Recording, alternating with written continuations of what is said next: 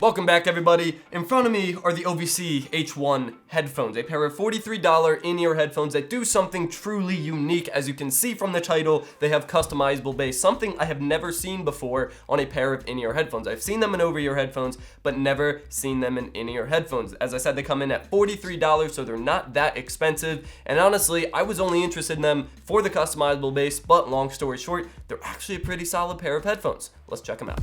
The first thing I noticed with this is the cable is one of those flat cables. I actually vastly prefer this when it comes to headphones. It doesn't get tangled as much, and it's just kind of an easier thing to route. Like if you have it going down your shirt or something, like many students these days do. I know how to stay hip and trendy.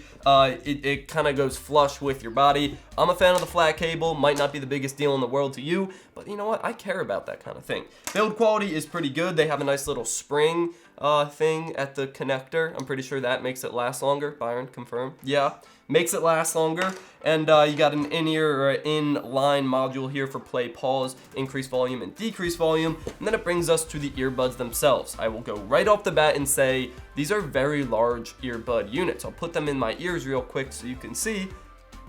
But they're not small, they're not sleek, they stick out a little bit. The piece that goes in your ear is just the little rubber tip coming out. There's a big unit here with seemingly a lot going on, but that is where things get interesting. Putting them in your ears, despite being large units, they're still pretty comfortable. I mean, that really just comes down to the rubber tip and finding a good fit, because that's really all that's going in your ear. This isn't really like a part of it at all. They're still pretty comfortable, and I'll go ahead and load up a song. It is still right now just on the default bass amount. I have not customized it at all, so I'm gonna go ahead and play a song and just get a quick impression.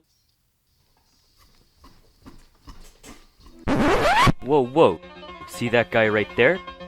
Looks like he's hit rock bottom. Well, that guy's actually me. They sound really good.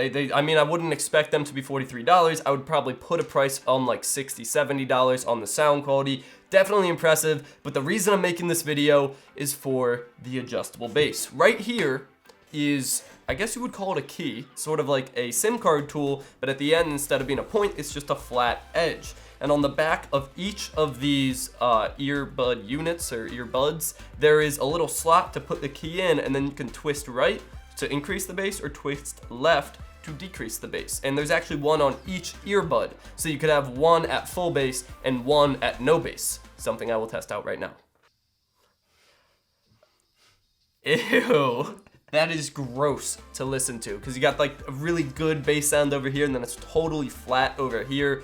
Boggles my mind, but I'm gonna go ahead and turn it all the way up on both because that would be my preferred mode of listening. I like bass quite a bit.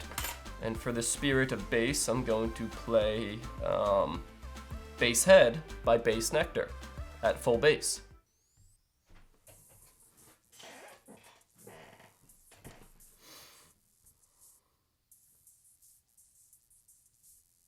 It's really powerful. I actually really like them at, oh, that was probably pretty loud. I actually really like them at full bass. I tend to listen to music that has a big bass component, so that makes sense. But the ability to change the bass is actually a key feature. If you listen to different varieties of music, perhaps if you listen to indie or rock or, what are other types of music? Country, alternative, indie, rock, country, any of that, you might classical. Oh yeah, classical for sure. You might not want that much bass, and at that point you could turn it down all the way, you could turn it down just a little bit, you could get it near the bottom, and you could get that full experience of those higher frequencies. But when you're listening to rap or something electronic with a lot of bass that really plays a big pivotal part in the song, you can pump that bass up and really get to experience it.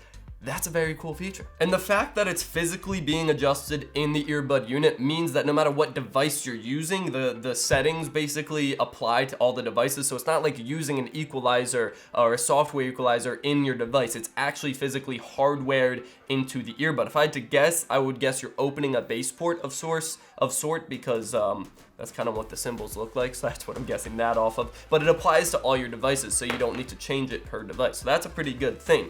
So conclusion time. Let's talk about these earbuds. Should you buy them? I wish a little bit that could be controlled without the key. If you want to change it, you have to carry this key around, and that's not exactly a convenient thing. Maybe just a little knob on here that you rotate. I think that would be a better way of doing it, or even like a digital way that somehow controlled a physical thing, because I know a big advantage of it is the fact that you're actually changing something physical, and that's how it's reproducing more bass. But if there was another way without a need for a key to accomplish that same goal, I think I would be a little bit more ready to recommend these. However, I do think they're really cool, and as earbuds without the customizable bass, they still sound very good. So they do indeed get my recommendation at the $43 price point. That said, thank you for watching, subscribe to see more content, and as always, stay classy.